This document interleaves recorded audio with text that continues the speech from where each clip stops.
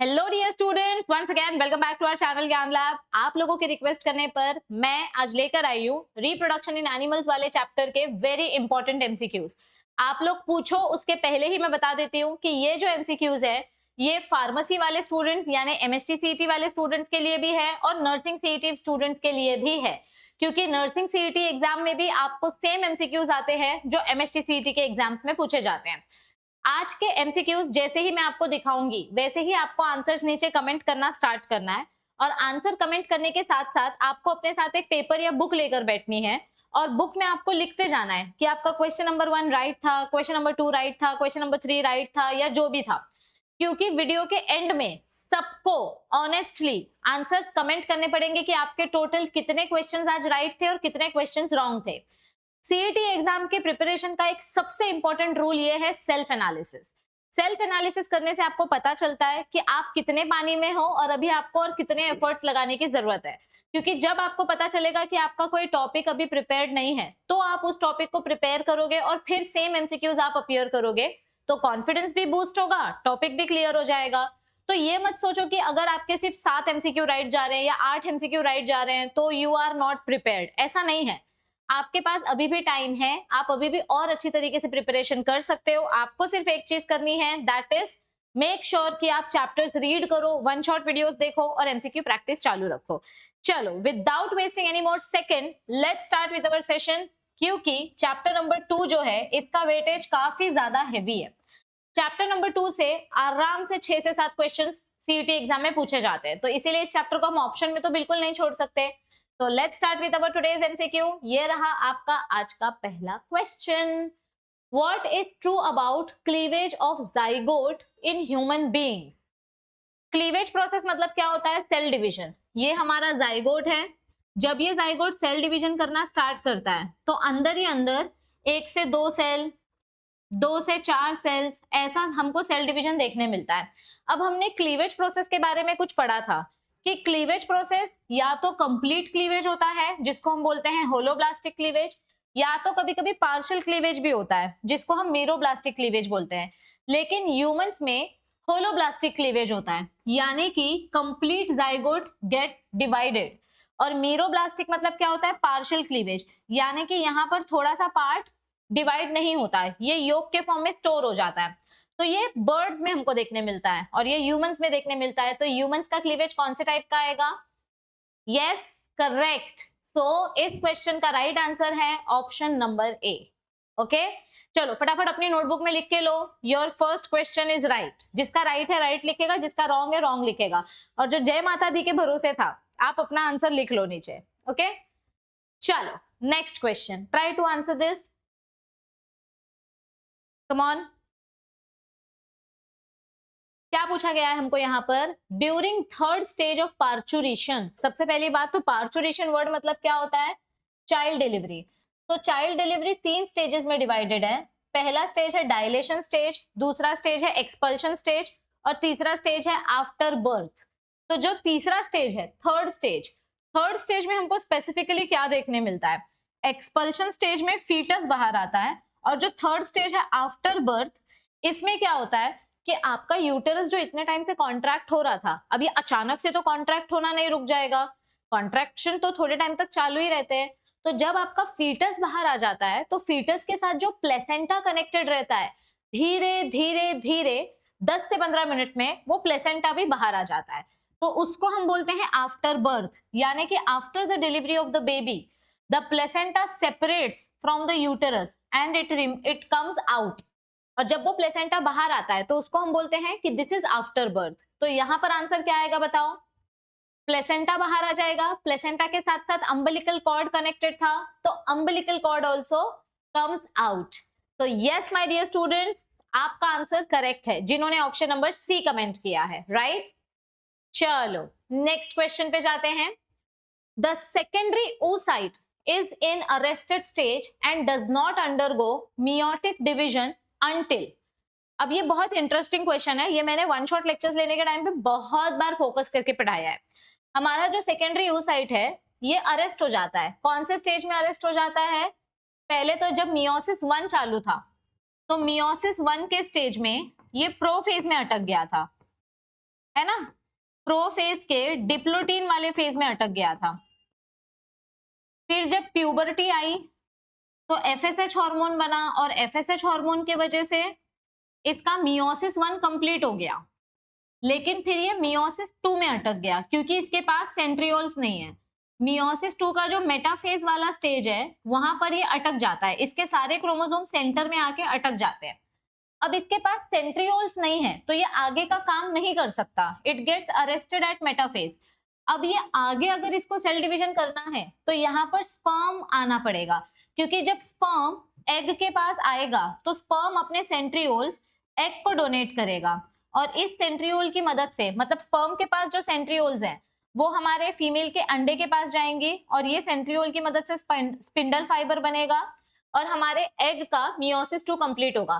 तो जब तक स्पर्म नहीं आ जाता तब तक सेंट्रियोल्स नहीं मिलेंगे, सेंट्रियोल्स नहीं मिलेंगे तो मियोसिस कंप्लीट नहीं होगा। तो मियोसिस कब तक कंप्लीट नहीं होगा? जब तक स्पर्म की एंट्री नहीं हो जाती। तो option number C is the right answer, correct? Yes everybody, did you understood the logic? Did you understand the logic? Grammar गलत हो गया था मेरा। तो option number C is the right answer. तो जिनका जिनका ये ऑप्शन करेक्ट था फटाफट से अपनी नोटबुक में टिक कर दो। ओके चलो नेक्स्ट क्वेश्चन। HCG हार्मोन यानी कि human chorionic gonadotropin hormone x tends the life and secondary activity of dash. HCG hormone कब बनता है? जब प्रेगनेंसी कंफर्म हो जाती है। अभी अगर प्रेगनेंसी कंफर्म हो गई तो हमारा जो फीटस है, इस फीटस की ग्रोथ के लिए हमको एंडोमेट्रियम को डेवलप करना पड़ेगा और एंडोमेट्रियम डेवलप करने के लिए प्रोजेस्टेरॉन हार्मोन की जरूरत पड़ेगी। और प्रोजेस्टेरॉन हार्मोन कौन बनाता है? मैंने आपको हिंट दे दिया है, आंसर नीचे कमेंट करो। Who is responsible for formation of progesterone hormone? बताओ। यस, कहां से बनता है प्रोजेस्टेरॉन हार्मोन? कॉर्पस ल्यूटियम से बनता है। कॉर्पस ल्यूटियम कैसे बनता है? ग्राफियन फॉलिकल जब डैमेज हो जाता है, ग्राफियन फॉलिकल जब बर्स्ट होता है तो उसमें से अंडा रिलीज होता है, तो बचा हुआ ग्राफियन फॉलिकल कॉर्पस ल्यूटियम में कन्वर्ट हो जाता है। तो HCG हार्मोन जो है ये कॉर्पस ल्यूटियम की लाइफ बढ़ाता है, क्योंकि कॉर्पस ल्यूटियम की वजह से प्रोजेस्टेरॉन हार्मोन बनेगा जिसके वजह से एंडोमेट्रियम डेवलप होगा। तो HCG हार्मोन का काम क्या है? इट एक्सटेंड्स, ये देखो यहाँ पर दिया है, it extends the life of corpus luteum and it stimulates the secondary activity, ताकि कॉर्पस ल्यूटियम प्रोजेस्टेरॉन हार्मोन बनाए, प्रोजेस्टेरॉन हार्मोन से एंडोमेट्रियम डेवलप होते रहे। Yes, so correct answer is option number C. Got it? चलो next question. Activation of sperm occurs in dash. अभी देखो, जब sperm female reproductive system में आता है तो स्पर्म्स बेचारे थक जाते हैं, वो इतना स्विम करके आए हैं और फीमेल का जो रिप्रोडक्टिव सिस्टम है पूरा एसिडिक है, तो अभी ये स्पर्म बहुत ज्यादा थक गया है, इसको एक्टिवेट करने की जरूरत है, यानी कि कैपेसिटेशन प्रोसेस किया जाता है। कैपेसिटेशन प्रोसेस कहाँ होता है? कैपेसिटेशन प्रोसेस में हम क्या करते हैं? हम स्पर्म को कैल्शियम देते हैं जिससे कि स्पर्म के जो टेल की स्पीड है वो विप्लैश तरीके से मूव करे, यानी कि स्पर्म जुब जुब जुब करके स्विम करके अंडे तक पहुंच जाए। तो ये कब होता है? जब स्पर्म फीमेल के रिप्रोडक्टिव ट्रैक्ट में आ जाता है। स्पर्म एक बार फीमेल की बॉडी में आ गया उसके बाद कैपेसिटेशन होता है। ये देखो, कैपेसिटेशन प्रोसेस कब होता है? जब हमारा स्पर्म फीमेल के यूटेरस में आ जाता है तब। स्पर्म अगर मेल के बाहर आया ही नहीं है, स्पर्म अभी तक मेल की बॉडी में ही है, तो फिर उसको एक्टिवेट कैसे करेंगे? वास डिफरेंस एंड वास डिफरेंशिया, ये तो मेल का रिप्रोडक्टिव सिस्टम है, तो मेल का स्पर्म तब तक एक्टिवेट नहीं होगा जब तक वो फीमेल के रिप्रोडक्टिव सिस्टम में एंटर नहीं कर लेता। So answer is option number A. Is this clear everybody? चलो, ओह ओके, सो बहुत, मैं अपनी शक्ल देख के थोड़ा सा ओके, सो बहुत सारे स्टूडेंट्स अभी हमारे प्लेटफॉर्म से नए नए जुड़े हैं, जो न्यू सब्सक्राइबर्स है हमारे लिए, उनके लिए मैं ये इन्फॉर्मेशन दे देती हूँ फटाक से। अगर आप लोगों को नहीं पता तो डिस्क्रिप्शन में ना आपको हमारे ऐप की लिंक मिलेगी। प्ले स्टोर पर हमारा एक ऐप है ज्ञान लैब के नाम से, उस ऐप को इंस्टॉल करो। इंस्टॉल करने के बाद जब आप उसको लॉग इन करोगे तो आपको यहाँ पर एक नोट्स एंड पीडीएफ वाला सेक्शन मिलेगा। इस नोट्स एंड पीडीएफ वाले सेक्शन में हमने आपको 2 फ्री मॉक टेस्ट दिए हैं, जिसमें आपको हमने 200 एमसीक्यूज दिए हैं। ये मॉक टेस्ट आप अनलिमिटेड टाइम्स अटेम्प्ट कर सकते हो, जितनी बार चाहिए उतनी बार आप ये अटेम्प्ट कर सकते हो, ठीक है। और अगर आपका ये मॉक टेस्ट प्रैक्टिस करके हो गया तो फिर आप ये 1000 फ्री एमसीक्यूज प्रैक्टिस कर सकते हो। 2025 का पूरा जो शिफ्ट था, मतलब कुछ 5 शिफ्ट हुई थी, 5 नहीं 10 शिफ्ट हुई थी, उसके सारे एमसीक्यूज हमने आपको यहाँ पर प्रोवाइड किए। 2025 में जितने भी सीईटी के एग्जाम्स हुए थे बायो के, सारे एमसीक्यूज आपको यहाँ पर दिए। तो ये भी फ्री में है, ये भी फ्री में है, साइंटिस्ट का नेम वाला पीडीएफ फ्री में है, नर्सिंग का सैंपल पेपर फ्री में है। आपको बहुत सारा फ्री मटेरियल मिलेगा, सिर्फ ऐप इंस्टॉल करो, 1 रुपया भी नहीं यूज होगा, ठीक है, मतलब आपको चार्ज नहीं पड़ेगा। चलो नेक्स्ट क्वेश्चन पे आते हैं। Layer of an ovum from outside to inside. Ovum मतलब हमारे फीमेल का सेकेंडरी oocyte, ओवम यानी कि सेकेंडरी oocyte। अगर हम सेकेंडरी oocyte की बात कर रहे हैं, तो जब आप बाहर से अंदर की तरफ आते हो, तो सबसे बाहर कौन सी लेयर होती है? ये देखो, ये डायग्राम तो याद होगा ना, अभी बोर्ड एग्जाम्स दिए आपने। सबसे बाहर से अंदर की तरफ पूछा है ना, फ्रॉम आउटसाइड टू इनसाइड। सबसे बाहर वाली लेयर कौन सी है? Corona radiata. तो सबसे बाहर आएगी कोरोना रेडिएटा। डायरेक्ट आंसर मिल गया, बाकी सब आपने एलिमिनेशन स्ट्रेटेजी में डाल दो। फर्स्ट ऑप्शन ही करेक्ट आंसर है। कोरोना रेडिएटा के बाद सेकेंड लेयर कौन सी आती है? Zona pellucida. तो सेकेंड लेयर आएगी जोना पेल्यूसिडा। जोना पेल्यूसिडा के बाद थर्ड लेयर कौन सी आती है? ये जो यहाँ पे स्पेस है, पेरीवाइटलिन स्पेस। पेरीवाइटलिन स्पेस के बाद आती है ये जो मेम्ब्रेन है, ये जो पिंक कलर की बॉर्डर है, that is vitelline membrane. Vitelline membrane के बाद अंदर आता है जर्मिनल वेसिकल, और इसके बाद सॉरी यहाँ पर वाइटलिन स्पेस के बाद, वाइटलिन मेम्ब्रेन के बाद यहाँ पर पहले पोलर बॉडी आएगा और बाद में जर्मिनल वेसिकल आएगा। तो स्टार्टिंग के 3 सीक्वेंसेस तो करेक्ट है, so option number A is the right answer. Ovum का स्ट्रक्चर जिसको याद है उसके लिए ये आंसर डिफिकल्ट नहीं है। Okay, alright, let's move on to the next question. Sudden rise in the level of LH occurs during which phase of menstrual cycle? बताओ। अभी menstrual cycle से रिलेटेड 4-5 क्वेश्चंस आने वाले हैं, क्योंकि बहुत इंपॉर्टेंट टॉपिक है ये। Let's see how many of you can answer this. जब हम menstrual cycle की बात करते हैं तो एकदम से LH हार्मोन बढ़ जाता है, ये कब होता है? LH हार्मोन का सडन राइज हमको कब देखने मिलता है? ये देखो, कब बढ़ता है LH हार्मोन? कौन से फेज में बढ़ता है? Proliferative phase, ovulatory phase, secretory phase, कौन से फेज में? Just before the secretory phase and after the proliferative phase, इन दोनों फेजेस के बीच में LH हार्मोन का इंक्रीज होता है। तो एट द जस्ट बिफोर, कहां गया? मेंस्ट्रुअल फेज में होता है at the middle of the cycle. Absolutely correct. देखो, मेंस्ट्रुअल साइकिल टोटल 28 डेज का होता है, तो 14th डे मतलब 28 डेज का हाफ, 14th डे पे LH हार्मोन रिलीज होता है, यानी कि साइकिल के एग्जैक्टली मिडल में। ना तो ये राइट है ना तो ये राइट है। यहां पर आना चाहिए प्रोलिफरेटिव फेज, यहाँ पे आना चाहिए सेक्रेटरी फेज, दोनों उल्टा हो गया। सो एक ही ऑप्शन करेक्ट है, ऑप्शन नंबर डी, राइट। जिसका ये क्वेश्चन राइट गया है, बिना आंसर की देखे फटाक से नीचे अपने बुक में टिक करो, और आंसर कमेंट भी कर सकते हो, your choice. Next question, Which one of the following statement is correct with reference to IVF? चलो, I will give you few seconds to answer this question. IVF related question है, कौन सा statement correct है ये आपको बताना है, बताओ। Let me help you. चलो, आंसर कर दिया कमेंट? कुछ आंसर्स मुझे दिखाई दे रहे हैं कि कुछ बच्चों ने सही कमेंट किए हैं। Let's solve it together. IVF के बारे में क्या बोला है? इन विट्रो फर्टिलाइजेशन, यानी कि टेस्ट ट्यूब में फर्टिलाइजेशन करना। तो ये जो प्रोसेस होता है, यहाँ पर हम फीमेल का जो एग है इसको स्पर्म के साथ कंबाइन करते हैं, लेकिन ये पूरा प्रोसेस कहाँ होता है? बॉडी के बाहर, यानी कि लेबोरेटरी में। या तो टेस्ट ट्यूब में होता है ये प्रोसेस, या तो एक ग्लास प्लेट में होता है, ताकि हमारा जाइगोट बन सके। और ये जाइगोट जब बन जाता है तो इसको हम आगे के डेवलपमेंट के लिए वापिस से फेलोपियन ट्यूब में ट्रांसफर कर देते हैं, या एम्ब्रियो में ट्रांसफर कर देते हैं, अपना यूटेरस में ट्रांसफर कर देते हैं। प्रोसेस बॉडी के बाहर होता है, क्योंकि बॉडी में कुछ तो गड़बड़ है, इसीलिए IVF करना पड़ रहा है। या तो स्पर्म काउंट लो होगा, या तो यूटेरस हेल्दी नहीं होगा, फेलोपियन ट्यूब में ब्लॉकेज होगा, कुछ तो प्रॉब्लम होगा। तो यहाँ पे ऑप्शंस देखते हैं। पहला ऑप्शन क्या दिया गया है? Fertilisation of the egg is completed outside the body, फिर हमारा अंडा फर्टिलाइज होगा और फिर इस अंडे को हम वुम्ब में ट्रांसपोर्ट करेंगे of the mother where the gestation is completed. Gestation means pregnancy period. First option correct है, बाकी ऑप्शंस भी पढ़ लेते हैं।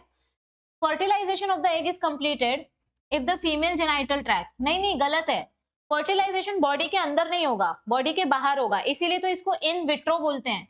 इन विट्रो मतलब लेबोरेटरी में आप ये मेथड करते हो, बॉडी से बाहर, नेचुरल एनवायरनमेंट से दूर। अ प्रीमेच्योर बॉर्न बेबी, गलत, आईवीएफ का मतलब प्रीमेच्योर बेबी नहीं होता है।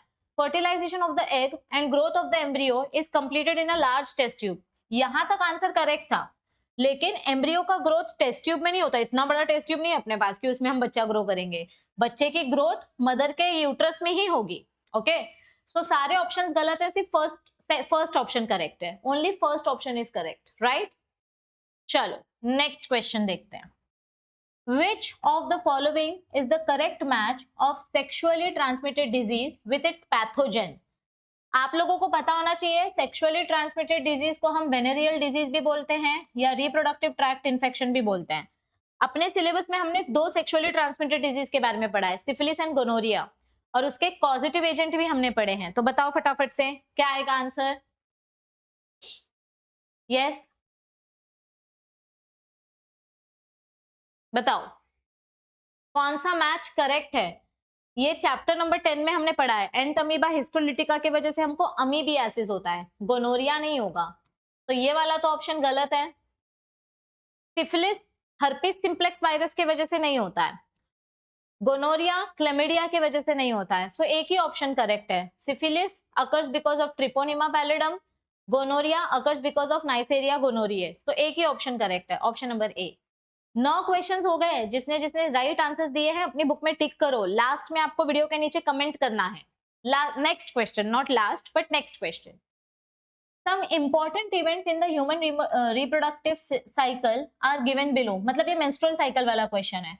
Arrange the events in a proper sequence. चलो आपकी हेल्प के लिए मैं ये डायग्राम आपके सामने रखती हूँ, अब आपको यहाँ पर सीक्वेंस लगाना है, पहले क्या होगा, फिर सेकेंड क्या होगा, फिर थर्ड क्या होगा। आप पहले 2 सेकेंड सोचो, मैंने आपको हिंट भी दिया है, और फिर आप आंसर नीचे कमेंट करो। सब कुछ मैं बताऊंगी तो मजा कैसे आएगा।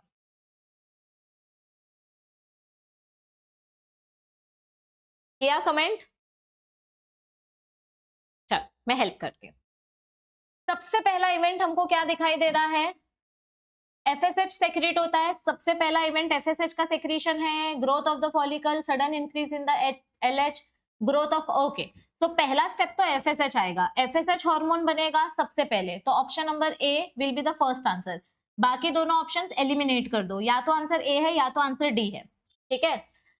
एफएसएच हार्मोन बनने के बाद हमारे फॉलिकल्स का डेवलपमेंट स्टार्ट होता है, so growth of the follicles and egg development takes place, तो यानी कि option number C is the second sequence, this is first this is second, तो सी आना चाहिए, तो ये गलत है।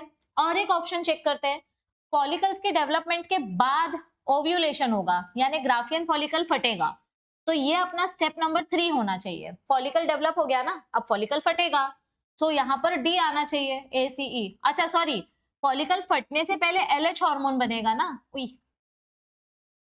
फॉलिकल फटने से पहले LH हार्मोन बनेगा, फिर फॉलिकल फटेगा। ग्राफियन फॉलिकल को बर्स्ट करने के लिए LH हार्मोन जरूरी है, तो LH हार्मोन बनेगा, उसके बाद आपका फॉलिकल फटेगा, तो पहले E आएगा और फिर D आएगा, तो E एंड D, और लास्ट में बचा B, so correct answer is option number D। I hope you understood the sequence. बहुत सारे क्वेश्चंस मेंस्ट्रुअल साइकिल में से हमने ऑलरेडी सॉल्व किए हैं। मेंस्ट्रुअल साइकिल आपको in and out, top to bottom सब पता होना चाहिए। ओवरी के कौन से हार्मोन्स हैं, पिट्यूटरी ग्लैंड से कौन से हार्मोन्स आने वाले हैं, कौन सा फेज कितने दिन का होता है, कौन से फेज में क्या क्या चेंजेस होते हैं, LH हार्मोन कब बनता है, FSH हार्मोन कब बनता है, ओव्यूलेशन कब होता है, कॉर्पस ल्यूटियम कब बनता है, ये सब आपको पता होना चाहिए, क्योंकि इसके ऊपर एक क्वेश्चन गारंटी आएगा मेंस्ट्रुअल साइकिल के ऊपर। चलो next question, which of the following is correct matching of the events occurring during menstrual cycle. फिर से मेंस्ट्रुअल साइकिल वाला क्वेश्चन आया है, ठीक है। सबसे पहला प्रोलिफरेटिव फेज, देखो प्रोलिफरेटिव फेज के बारे में हमने क्या पढ़ा है, यहाँ पर आपके फॉलिकल्स का डेवलपमेंट होगा, एंडोमेट्रियम का डेवलपमेंट स्टार्ट होगा और फॉलिकल्स डेवलप होंगे। तो रैपिड रीजनरेशन ऑफ मायोमेट्रियम, गलत, एंडोमेट्रियम डेवलप हो रहा है ना, ये मायोमेट्रियम थोड़ी है, दिस इज एंडोमेट्रियम, तो ये गलत है। सेक्रेटरी फेज में क्या हो रहा है, प्रोजेस्टेरॉन हार्मोन्स बनता है और एंडोमेट्रियम पूरी तरीके से डेवलप हो जाता है, क्योंकि देखो कॉर्पस ल्यूटियम का काम है प्रोजेस्टेरॉन बनाना, प्रोजेस्टेरॉन का काम है एंडोमेट्रियम को रिपेयर करना. So development of corpus luteum and increased secretion of progesterone. This is absolutely correct. Menstruation यानी bleeding phase. तो क्या bleeding होता है? एंडोमेट्रियम का bleeding होता है. ये फिर से गलत दे दिया इधर पे, हर जगह मायोमेट्रियम घुसा रहे हैं. मायोमेट्रियम का काम है कॉन्ट्रैक्शन करना जब चाइल्ड डिलीवरी होती है, उसका काम एंडोमेट्रियम का नहीं है. ठीक है. ओव्यूलेशन में क्या होता है? LH हार्मोन और FSH हार्मोन दोनों एकदम पीक लेवल पे जाते हैं, जिसकी वजह से ओव्यूलेशन होता है. And sharp fall in the secretion of progesterone. LH hormone और FSH हार्मोन का जब कॉन्सेंट्रेशन एकदम से बढ़ जाता है, ये देखो LH hormone and FSH hormone, तो उस टाइम पे प्रोजेस्टेरॉन हार्मोन एकदम से नीचे नहीं गिरता, प्रोजेस्टेरॉन हार्मोन उल्टा बनना स्टार्ट होता है. शार्प फॉल नहीं होता, शार्प राइज होता है. तो यहाँ पर एक्चुअली शार्प राइज होना चाहिए था कि अब प्रोजेस्टेरॉन की बारी आएगी. तो ये भी गलत स्टेटमेंट है. Only one option is correct, option number B, secretory phase. Correct. ये मैं अपने मन से नहीं बता रही हूँ, आपके सामने डायग्राम रखा है, सब लॉजिक देख के हम आंसर दे रहे हैं. ओके. Next question. चलो फटाफट इसका आंसर करो, थोड़ा स्पीड बढ़ाते हैं. Column 1 contain terms and column 2 contains definitions. Match them correctly and choose the right answer. अब कॉलम 1 में हमको कुछ टर्म्स दिए गए हैं और कॉलम 2 में हमको उनके डेफिनेशन दिए गए. आपको राइट टर्म आइडेंटिफाई करना है. करो आइडेंटिफाई. यस. पार्चुरेशन मतलब क्या होता है? Delivery of the child. So A का आंसर आएगा 3. मिल गया मुझे आंसर. बाकी सारे ऑप्शंस एलिमिनेट हो गए. This is eliminated, this is eliminated, this is eliminated. ठीक है. एक दो ऑप्शंस और देख लेते हैं. जेस्टेशन मतलब क्या होता है? Pregnancy period, duration between pregnancy and birth. तो बी का आंसर आएगा 4. ये भी करेक्ट है. दिस इज गलत, दिस इज गलत. ओव्यूलेशन मतलब bursting of graafian follicle, so release of egg from graafian follicle. C का आंसर आएगा 2. इम्प्लांटेशन यानी attachment of embryo with the endometrium. और लास्ट में ये बचा, खत्म. सिंपल. एक ऑप्शन से 5 सेकंड में आंसर मिल गया, क्योंकि बाकी सारे ऑप्शंस गलत थे. बहुत बार क्या होता है, क्वेश्चन दिखने में बहुत बड़ा होता है, लेकिन एलिमिनेशन स्ट्रैटेजी लगाएंगे तो 10 सेकंड में आंसर मिल जाता है. और यही आपको बस प्रैक्टिस करना है कि एलिमिनेशन स्ट्रैटेजी आप कैसे लगाओगे. 4 में से 2 ऑप्शंस गलत कैसे फाइंड आउट करोगे, तो आपका आंसर जल्दी मिल जाता है. चलो नेक्स्ट क्वेश्चन. 12 क्वेश्चन हो चुके हैं. जिसके जिसके जितने राइट जा रहे हैं टिक करते जाओ. लास्ट में सबको कमेंट करना है. Okay. Which of the following statement is wrong? अब ये मेल रिप्रोडक्टिव सिस्टम के ऊपर क्वेश्चन पूछा गया है. आंसर करो. मैं आपकी हेल्प के लिए यहाँ पर एक डायग्राम भी बता देती हूँ. इस साइड आ जाती हूँ मैं. तो which of the following statement is wrong? Sertoli cells का काम क्या होता है? इनको हम बोलते हैं सस्टेंटैक्युलर. मुझे ये नाम बड़ा पसंद है, सस्टेंटैक्युलर सेल्स, या फिर इनको नर्स सेल्स बोलते हैं. ये मेल गैमेट्स को खाना देते हैं. सो this is correct. Leydig cells का काम क्या होता है? 2 सेमिनिफेरस टिब्यूल्स के बीच में लेडिक सेल्स होते हैं. लेडिक सेल्स का काम होता है एंड्रोजन हार्मोन बनाना, जो कि स्पर्म की डेवलपमेंट करने में हेल्प करते हैं. तो they secrete androgen hormone. Correct. Next. Secretion of acrosome helps the sperm to enter into the cytoplasm of the ovum. Acrosome क्या करेगा?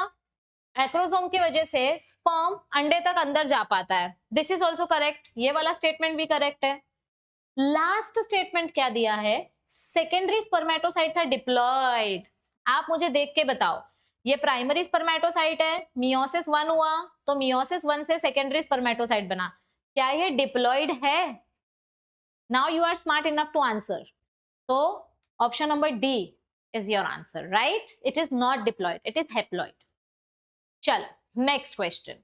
Given below are 4 methods and their mode of action in achieving contraception, मतलब pregnancy stop करना है.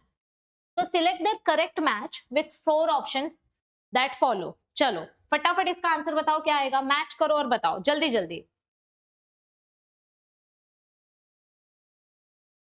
Yes.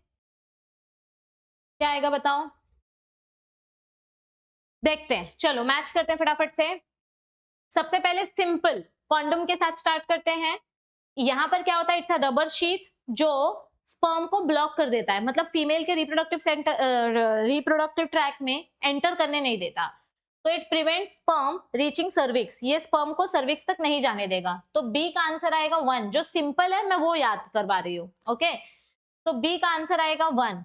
बाकी दो options eliminate हो गए। देखो एलिमिनेशन स्ट्रैटेजी से ही आंसर मिलेगा। अब हम बात करते हैं वेसेक्टोमी की। ये सबसे सिंपल है। यहाँ पर हम क्या करते हैं, मेल का जो वास डिफरेंस है, ये वास डिफरेंस कट कर देते हैं। तो इसके वजह से मेल का जो सीमेन निकलेगा, इस सीमेन में सब कुछ होगा, सिर्फ इसमें स्पर्म नहीं होगा, क्योंकि हमने यहाँ पर स्पर्म का कनेक्शन काट दिया है। So the semen contains everything, only sperms are absent. तो सी का आंसर आएगा 4। सी का आंसर आएगा 4। This is correct. तो आंसर ये है। ये भी गलत है, ये भी गलत, ये भी गलत। Your answer is this. बाकी भी मैच कर लो। पिल्स का काम होता है ओव्यूलेशन प्रिवेंट करना, ए का आंसर है 3। और कॉपर टी का काम होता है इम्प्लांटेशन प्रिवेंट करना, क्योंकि ये स्पर्म की स्पीड को स्लो कर देते हैं। तो डी का आंसर है 2। So all the options are matched, right. चलो next question. Which one of the following statement about morula in humans is correct? बताओ। मोर्यूला कब बनता है? जब क्लीवेज होता है, जब हमारा जाइगोट सेल डिवीजन करता है, तब मोर्यूला फॉर्मेशन होता है। तो मोर्यूला के बारे में क्या क्या बोला गया है, आपके सामने मैं डायग्राम लेकर आती हूँ। मोर्यूला में कितने सेल्स होते हैं? 8 to 16 सेल्स होते हैं, और काफी कॉम्पैक्ट, यानी काफी अच्छे से अरेंज्ड होते हैं ये सेल्स। तो these cells are compactly arranged. It is far less cytoplasm as well as uncleaved zygote. गलत। क्लीवेज हुआ तभी तो मोर्यूला बना, क्लीवेज नहीं होगा तो मोर्यूला कैसे बनेगा? It is 64 sailed. गलत। कितना सेल्स होता है मोर्यूला में? 8 to 16 cells. Morula reaches at corpus luteum and gains entry. Morula corpus luteum के पास कैसे आएगा? मतलब ये मोर्यूला इधर से जाके वापस इधर आएगा, because this is corpus luteum. ये तो गलत है। मोर्यूला कॉर्पस ल्यूटियम के पास नहीं आता, so this is wrong statement. Yes everybody. तो करेक्ट स्टेटमेंट क्या है यहाँ पर? Only option number A is correct. जल्दी से टिक करो। Alright, so next question. Signals from fully developed foetus ultimately lead to parturition which requires the release of dash। देखो, जब हमारा फीटस डेवलप हो जाता है तो अब फीटस का पार्चुरेशन का टाइम आ गया है, यानी बाहर आने का टाइम आ गया है। तो बाहर आने के लिए फीटस सिग्नल प्रोड्यूस करता है, और वो सिग्नल कहाँ जाता है और कैसे जाता है? ये देखो, ये डायग्राम याद है, मैंने अपने वन शॉट वाले लेक्चर में डायग्राम दिया था। जब फीटस बाहर आने के लिए रेडी हो जाता है तो फीटस जो है वो किसको सिग्नल देता है? वो सिग्नल देता है, it gives signals for uterine contractions by secreting ACTH from pituitary and corticosteroids from adrenal gland। मतलब फीटस अपने पिट्यूटरी ग्लैंड से ACTH हार्मोन बनाएगा, और प्लस फीटस के वजह से मदर का पिट्यूटरी ग्लैंड जो है, मदर का पिट्यूटरी ग्लैंड ऑक्सीटोसिन हार्मोन बनाता है। तो मदर के पिट्यूटरी ग्लैंड से ऑक्सीटोसिन बनता है और फीटस के पिट्यूटरी ग्लैंड से ACTH हार्मोन बनता है। तो इन दोनों सिग्नल्स की वजह से पार्चुरेशन होता है। तो देखो, fully developed signals from fully developed fetus leads to parturition which requires the release of। तो कौन सा हार्मोन रिलीज होना जरूरी है? ACTH हार्मोन रिलीज होना जरूरी है, ऑक्सीटोसिन हार्मोन रिलीज होना जरूरी है। तो ईस्ट्रोजन फ्रॉम प्लेसेंटा, प्लेसेंटा से ईस्ट्रोजन हार्मोन नहीं आ रहा है, दिस इज इंपॉर्टेंट, पर इससे ज्यादा इंपॉर्टेंट ये और ये है।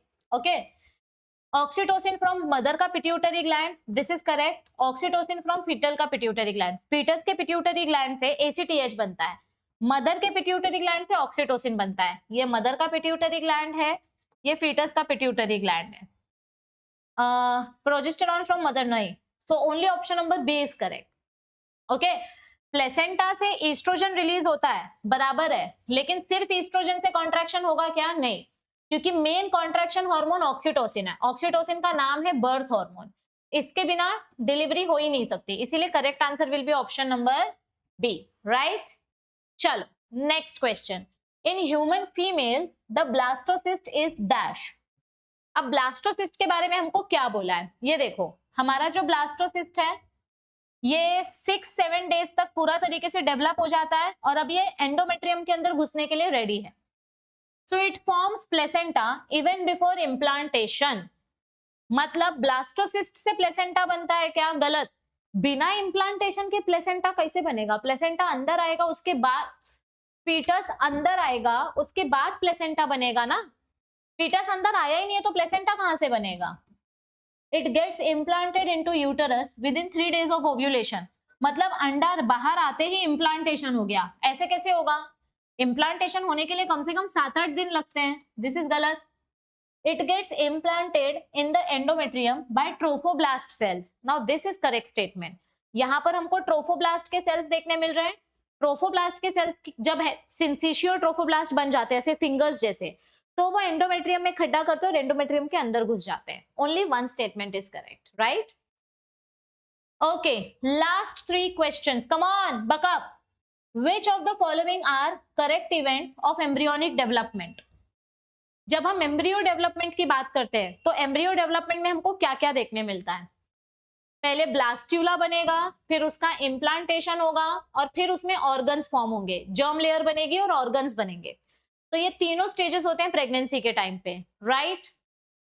तो all of these occurs. So option number D is the right answer. ये तो बहुत सिंपल था. नेक्स्ट, हाँ अब आया ना थोड़ा दिमाग चलाने वाला क्वेश्चन. एक नॉर्मल प्रेग्नेंट वुमेन है, उसके ब्लड में हम गोनाडोट्रोपिन हार्मोन चेक कर रहे हैं, मतलब HCG हार्मोन. तो हमें क्या देखने मिलेगा? मतलब HCG हार्मोन क्या काम करता है? अगर हम गोनाडोट्रोपिन हार्मोन टेस्ट करें तो हम क्या एक्टिविटी टेस्ट करेंगे? देखो, HCG हार्मोन का काम क्या होता है? ये कॉर्पस ल्यूटियम की लाइफ बढ़ा देता है ताकि कॉर्पस ल्यूटियम प्रोजेस्टेरॉन हार्मोन बनाता रहे और थोड़ा थोड़ा ईस्ट्रोजन हार्मोन भी बनता रहे. Okay, high level of circulating, HCG hormone की वजह से FSH और LH हार्मोन नहीं बनेगा. तो ये दो ऑप्शंस तो पहले ही कट कर दो. HCG का FSH और LH से कुछ लेना देना नहीं है. FSH और LH हार्मोन प्रेगनेंसी से पहले बनते हैं, प्रेगनेंसी के टाइम पे नहीं बनते. और यहाँ पर हमारी औरत प्रेग्नेंट है, ये हमको पहले ही बोला है. High level of circulating HCG to stimulate uterine contraction. HCG मतलब अभी तक औरत प्रेग्नेंट है, अब HCG की वजह से यूटरस कॉन्ट्रैक्ट होने लगेगा. ये तो गलत स्टेटमेंट है, क्योंकि यूटरस कॉन्ट्रैक्ट करने के लिए ऑक्सीटोसिन हार्मोन बनता है, HCG हार्मोन नहीं बनता. तो अब एक ही ऑप्शन बचा, high level of circulating HCG to stimulate estrogen and progesterone synthesis. और यही होता है, HCG हार्मोन का काम ही है ईस्ट्रोजन और progesterone banana. So that is the right answer. And now comes the last question of today's session. मैं एक बार फिर से बोल रही हूँ, लास्ट क्वेश्चन दिखाने से पहले मैं बोल रही हूँ, अभी तक आपने चैनल को सब्सक्राइब नहीं किया है तो अभी के अभी चैनल के सब्सक्राइब बटन पे क्लिक करो और वीडियो को लाइक करो. बहुत नालायक बच्चे मेरे भूल जाते हैं, है ना? आप लोग का एक्सक्यूज यही होता है, मैम हम एमसीक्यू सॉल्व करने में इतने बिजी हो गए कि हम लाइक करना भूल गए. तो अभी पहले लाइक करो, चैनल को सब्सक्राइब करो, फिर मैं नेक्स्ट एमसीक्यू दिखाऊंगी. बहुत सारे बच्चे खुन्नस में डिसलाइक करेंगे और अनसब्सक्राइब करेंगे. ऐसा मत करो, आप लोग को ही फिर नोटिफिकेशन नहीं मिलेगा. चल next MCQ, and this is the last MCQ for today's session. What happens during fertilization in humans after many sperms reach close to the ovum? बहुत सारे स्पर्म्स जब एक साथ ओवम के पास आकर अटैक करते हैं तो क्या होता है? क्या होगा? हमारा स्पर्म एक्रोसोम के एंजाइम्स रिलीज करेगा, जोना पेलुसिडा रिसेप्टर्स ब्रेक हो जाएंगे और स्पर्म को अंदर एंट्री मिलेगी, राइट? तो एक्रोसोम की मदद से एक स्पर्म एग के अंदर तक पहुंचेगा. This is correct. All the sperms except one nearest to the ovum lose their tail. गलत. सबका टेल गायब होता है. जो स्पर्म अंदर जाने वाला है उसका ही टेल गायब होगा, सबका थोड़ी टेल गायब होगा. Cell of corona radiata trap all the sperms except one. Corona radiata के सेल्स को तोड़कर आगे जाता है हमारा स्पर्म, क्योंकि हमारे स्पर्म के पास हाइलुरोनिडेज एंजाइम है. कोरोना रेडिएटा कैसे चिपके हैं? हाइलुरोनिक एसिड की मदद से. तो स्पर्म ने हाइलुरोनिडेज रिलीज किया, जिसकी वजह से कोरोना रेडिएटा के सेल्स दूर हो गए. And last, only 2 sperms nearest to the ovum penetrate zona radiata. Corona radiata आना चाहिए, जोना पेलुसिडा कुछ तो भी लिख दिया है स्टाफ ने, ठीक है, पर ये गलत है. 2 स्पर्म्स अंदर नहीं जाते, एक ही स्पर्म अंदर जाता है, ये देखो. तो only option number 1 is correct. तो आई होप आप लोगों को आज का एमसीक्यू सॉल्व करके अच्छा लगा. मैं बहुत ही जल्द लाइव आने वाली हूँ और एमसीक्यू सेशन लेकर. तब तक अगर आप चाहते हो कि आपकी सीईटी प्रिपरेशन बहुत अच्छे से हो, अगर आप सच में एमएसटी सीईटी के लिए सीरियस हो, आप बी फार्मेसी करना चाहते हो या डॉक्टरेट ऑफ फार्मेसी करना चाहते हो, तो आपको मॉक टेस्ट प्रैक्टिस करना पड़ेगा. जो लोग अफोर्ड कर सकते हैं वो लोग फुल लेंथ वाला मॉक टेस्ट सॉल्व करो. यहाँ पर आपको 3-4 हजार एमसीक्यूज मिलेंगे. जो लोग अफोर्ड नहीं कर सकते उनके लिए हमने mini mock test series launch की है, 900 एमसीक्यूज इन 99 रुपीज. तो आप लोग ये सॉल्व कर सकते हो. और जिनको लेक्चर्स के साथ मॉक टेस्ट सॉल्व करना है तो वो वरदान बैच ज्वाइन कर सकते हैं, क्योंकि यहाँ पे लेक्चर्स प्लस मॉक टेस्ट सब कुछ मिलेगा.